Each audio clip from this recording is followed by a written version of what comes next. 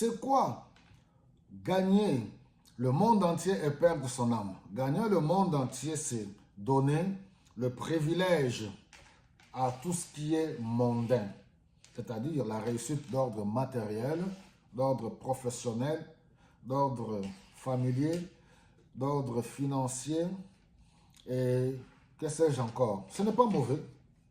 Ce n'est pas mauvais. De tels messages, souvent nous les donnons lors des obsèques quand quelqu'un meurt.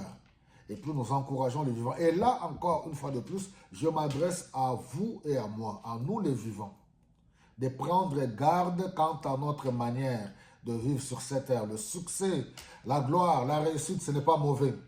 On peut être acclamé par les hommes. Oui, on peut avoir des talents dans le domaine sportif, dans tel autre domaine, réussite dans le domaine musical. Toutes ces choses sont bonnes. On doit être équilibré.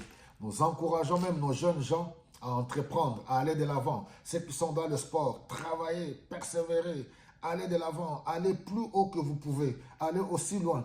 Ceux qui sont dans un domaine quelconque, économique, domaine médical, que chacun excelle. C'est quelque chose de merveilleux. Nous devons être excellents, nous devons exceller.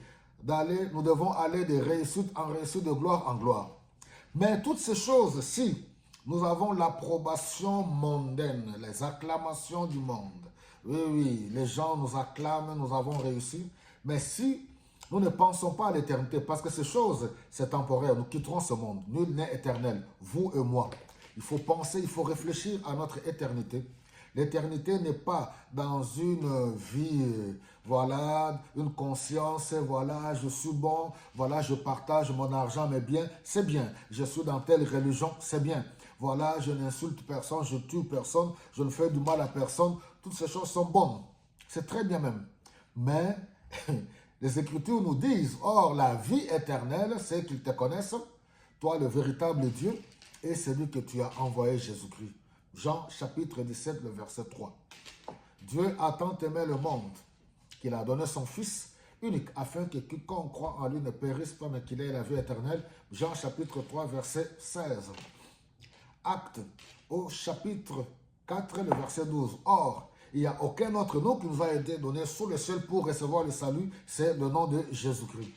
1 Jean chapitre 5, verset 10 et par là, voilà, si nous avons le Fils, nous avons la vie. Si on n'a pas le Fils, on n'a pas la vie.